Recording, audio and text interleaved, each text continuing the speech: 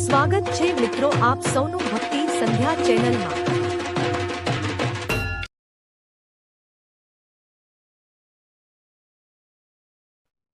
સ્વાગત છે મિત્રો આપ સૌનું ભક્તિ સંધ્યા ચેનલમાં।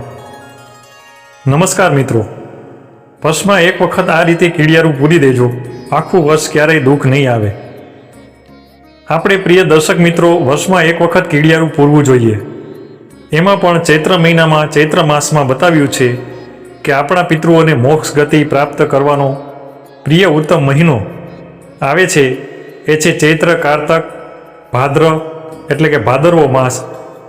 એ માસમાં આપણે કીડિયારું પૂરીએ તો કેવી રીતે પૂરવું જોઈએ, ક્યારે પૂરવું જોઈએ અને કયા સમયે પૂરવું જોઈએ અને ક્યારે ફળ મળે એ વિશે જો આખી કથા આ વિડીયોના માધ્યમથી આપ શ્રવણ કરશો તો આપણને જીવનમાં સફળતા પ્રાપ્ત કરવાના અનેક રસ્તાઓ મળશે। એ પહેલાં વહાલા મિત્રો, આપને આ વિડીયો પસંદ આવે તો એક લાઇક અને શેર કરો, ચેનલને સબસ્ક્રાઈબ કરો અને કમેન્ટ બોક્સમાં જય શ્રી કૃષ્ણ અવશ્ય લખો। દર્શક મિત્રો, કીડિયારું પૂરવાથી ધનની વૃદ્ધિ થાય છે। ઘણા પુરાણોમાં, ઘણા ઉપનિષદોમાં અને ઘણા ઋષિઓ, ઘણા સંતો આપણને પોકારીને કહે છે કે આ પ્રમાણે કરો ઉપાય, પણ આપણે એટલા બધા આળસુ છીએ કે એક આપણે કહેવત સાંભળી હશે કે પરમાત્મા કીડીને કણ અને હાથીને મણ આપે છે। તો તેનો અર્થ એ છે કે એનો ભાવાર્થ એ છે કે ઈશ્વરે તમને આપેલું છે, ઈશ્વરે તમને આપ્યું છે, એના અનેક પ્રકારના વિભાજન આપણે કરવા જોઈએ। ભગવાને આપણને માટે જ ખાલી નથી આપ્યું। પ્રિય દર્શક મિત્રો, પણ આપણે આપણામાંથી એવા પશુઓને, એવા પંખીઓને આપણે આપવું જોઈએ। પહેલામાં પહેલું તો બતાવ્યું છે કે ગાયને કોઈ પણ ગોગ્રાસ કાઢવો જોઈએ, શ્વાન એટલે કે કૂતરાને પણ આપણે આપવું જોઈએ। હવે આપણા પહેલાંના વડવાઓ શું કરતા હતા કે જેના થકી કર્જ નહોતું થતું? પહેલાંના વડવાઓ શું કરતા હતા કે જેનાથી તેમનું ઋણાનું બંધન નહોતા બનતા? પહેલાંના વડવાઓ શું કરતા હતા જેથી જીવનમાં દુઃખની પ્રાપ્તિ ઓછી થતી હતી? દુઃખ તો હતું જ, મેરુ સમાન દુઃખ હોય જ છે। તો આપણે દુઃખ તો આવે જ, કારણ કે આપણે જ છીએ કીડિયારું પૂરવાનું એટલે શાસ્ત્રમાં કીધું છે। યુધિષ્ઠિર મહારાજ પણ કીડિયારું પૂરીને પોતે ધર્મનિષ્ઠ બન્યા હતા। મહાભારતના અધીને આપણે જોવા જઈએ તો દાદા ભીષ્મ, એમને પણ બહુ મહાનતા બતાવી છે। સંતો કહે છે, મહંતો કહે છે, આપણા પુરાણ પણ કહે છે, આપણા ઉપનિષદો પણ કહે છે, તમારા જીવનમાં જો તમારા જીવનમાં કોઈ એવો પ્રશ્ન ઉદ્ભવતો હોય જે તમને તકલીફ કરાવતો હોય તો કીડિયારું પૂરવાનો અર્થ એ છે કે જ્યારે તમે કીડિયારું પૂરો છો ત્યારે એ અર્થ રહે છે કે જ્યાં ઈશ્વરની પરમ શક્તિઓ રહેલી છે। કારણ કે અમુક જગ્યાએ કીડીઓ આપણને જોતા હોઈએ છીએ, ઘરની બહાર જુઓ, ઘરની અંદર જુઓ, આજુબાજુ જુઓ, કીડીઓ ઉભરે છે। અને એ કહેવત છે કે ઘણા લોકો એમ પણ કહે છે જ્યાં કીડિયારું છે, જ્યાં કીડીઓનો વાસ છે, જ્યાં કીડીઓ ઉભરે છે ત્યાં ધન હશે। આ તમે સાંભળ્યું હશે। તમે બધા જ્યાં કીડીઓ રહે છે, કીડીઓના અધીન જે કીડીઓથી જેમનું દર હોય છે, જ્યાં વધારે પડતી કીડીઓ ફરતી હોય ત્યાં આપણે વિચારીએ છીએ કે ત્યાં ધનની પ્રાપ્તિ હશે। તો મિત્રો, કીડિયારું કેવી રીતે પૂરવાનું છે, ક્યારે પૂરવાનું છે, કયા મહિનામાં પૂરવાનું છે અને કયા સમયમાં પૂરવાનું છે, તો ચૈત્ર મહિનામાં ઉત્તમ બતાવ્યું છે। વાર શ્રેષ્ઠ અધિષ્ઠા બતાવ્યા છે। ગુરુવાર, મંગળવાર, રવિવાર, આમ તો ગમે ત્યારે કીડિયારું રોજ પૂરો ને તો પણ સારામાં સારું ફળ મળે છે। એવું નથી કે ચૈત્ર મહિનામાં પૂરી દીધું પછી આપણે કીડિયારું ના પૂરી શકીએ। કીડીઓનો એ રૂપે તમે કીડીઓને ગમે ત્યારે આપી શકો છો, બરાબર છે। ગાયને ગમે ત્યારે તમારે ગોગ્રાસ આપવો જોઈએ। ભિક્ષુક આપણા આંગણામાં આવે તો આપણે કદાચ બટકુમાંથી પણ બટકું આપણે આપવું એ આપણી ફરજ છે। ઈશ્વર બધું આપણી માટે નિર્માણ નથી કર્યું। વાલા દર્શક મિત્રો, એક વાત યાદ રાખજો કે પરમાત્માએ તમને આપેલું ધન કોકને આપતા શીખો। તો કીડિયારું પૂરવાથી શુભ ફળની પ્રાપ્તિ થાય છે। તો પહેલામાં પહેલું તો તમારે દેવું ઓછું થાય છે, તમારું ઋણ ઓછું થાય। કીડિયારું પૂરવાથી તમારું ઋણ ધીરે ધીરે કપાતું રહેશે, એ ચોક્કસ વાત છે। સવારમાં પૂજા આદિ કર્મ પતાવીને તમારું જે નિત્ય કર્મ હોય એ પતાવી દેવું જોઈએ અને જીવનમાં નિત્ય કર્મ હોવું જોઈએ। ભલા દર્શક મિત્રો, જો તમે તમારે સુખી થવું હોય, ભગવાનનો રાજીપો વ્યક્ત કરવો હોય, જો તમારા જીવનમાં સફળતા પ્રાપ્ત કરવી હોય, તો તમારે કંઈક મેળવવું હોય તો નિત્ય નિયમ તમારો જીવનમાં હોવો ખાસ જરૂરી છે। નિત્ય પ્રમાણમાં નિત્ય કામ પતાવ્યા બાદ તમારે એક પાત્રમાં લોટ લેવાનો છે. પાત્રમાં ઘી અને લોટની અંદર ઘી સરખા પ્રમાણમાં રાખવાનું છે. અંદર તમે ખાંડ નાખી શકો છો.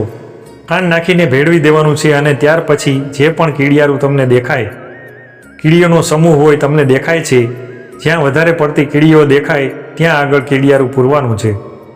ચોક્કસ સમય એવો છે કે સવારના 9 વાગ્યા પહેલાં આ કીડિયારું પૂરી દેવું પડે. નિર્ધારિત સમય એ છે. અને કીડિયારું પૂરવાથી ચોક્કસ હું આપને કહું છું કે આખું વર્ષ તમને સુખની પ્રાપ્તિ થશે. દુઃખ નહીં આવે, ચોક્કસ નહીં આવે. કારણ કે તમે જે કીડીને અર્પણ કરો છો તે કીડી દ્વારા ભગવાન સૂર્યનારાયણ દેવને પ્રાપ્ત થાય છે. આપણા શાસ્ત્રમાં પણ એ બતાવ્યું છે કે એકવાર ભગવાન સૂર્યની પત્ની એટલે કે રન્ના દેવી એટલે કે આપણે જેને રાંદલમાં કહીએ છીએ તે એકવાર ભગવાન સૂર્યનારાયણ વિશ્વની પ્રદક્ષિણા કરી અને ઘરે આવે છે અને ભોજન કરવા બેસે છે.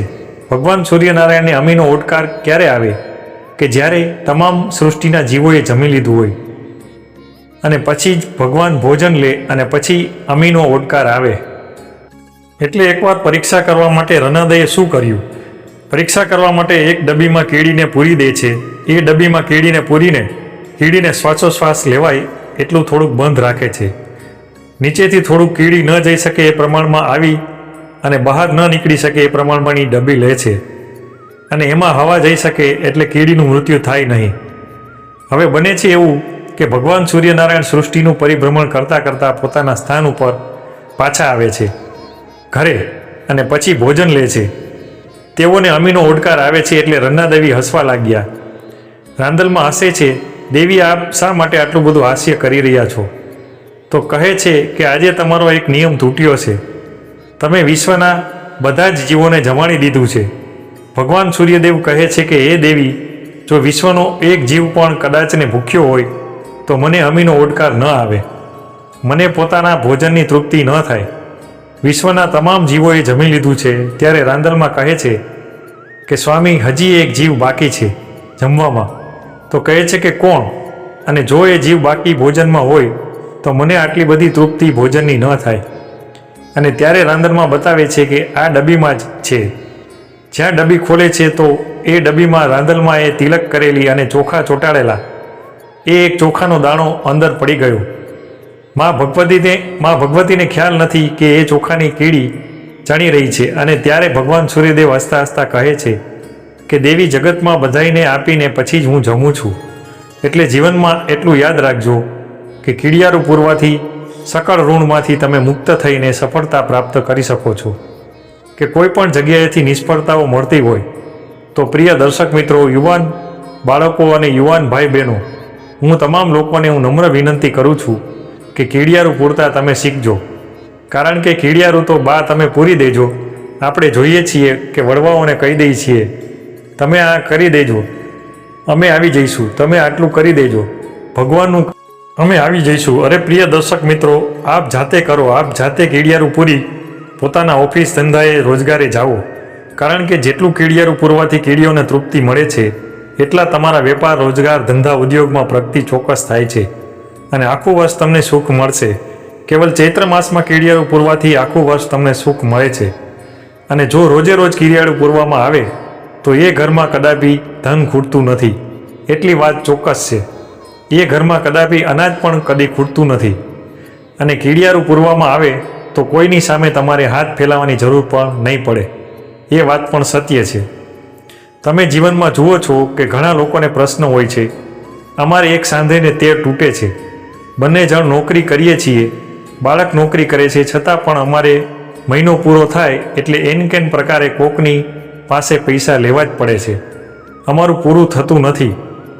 અને એવા જે લોકો છે એને ખાસ આ કામ કરવું, જેની ઉપર ઋણ વધી ગયું છે, દેવું વધી ગયું છે, કરજદારો ઘરે આવે છે, કોઈ જગ્યાએથી કોઈ રસ્તો નથી સૂચતો, પોતાની જગ્યા મળતી નથી, એવા લોકોએ ખાસ કરીને પૈસા મેળવવા માટે કીડિયારું પૂરતા રહેજો. આ પ્રમાણેના નિયમો ધારણ કરજો. જે ઘરમાં રોજે રોજ પ્રતિદિન આ પ્રમાણે ચૈત્ર માસમાં કીડિયારું પૂરવામાં આવે છે તો આખું વર્ષ તમને એનું ફળ પ્રાપ્ત થાય છે. એ 100% વાત સત્ય છે. એટલે પ્રિય દર્શક મિત્રો, આ પ્રમાણે કાર્ય કરતા રહેજો. તમારી જિંદગીમાં ક્યારેય પણ દુઃખ નહીં આવે. તો મિત્રો, આપને આ વિડીયો પસંદ આવ્યો હોય તો વિડીયોને એક લાઇક કરીને તમારા મિત્રોમાં શેર કરો અને ચેનલને સબસ્ક્રાઇબ કરો. ભગવાન સૂર્યનારાયણ દેવ આપ અને આપના પરિવારને સુખ સમૃદ્ધિ ભરપૂર કરે તેવી પ્રાર્થના. મિત્રો, જો તમને પણ કીડિયારું પૂરવાથી કોઈ અનુભવ થયો હોય તો કોમેન્ટ બોક્સમાં જરૂરથી શેર કરો. વાલા દર્શક મિત્રો, ફરીથી મળીએ એક નવા વિડીયોમાં. ત્યાં સુધી અમને રજા આપશો. જય શ્રી કૃષ્ણ, જય સૂર્યનારાયણ દેવ, જય શ્રી હરિ વિષ્ણુ.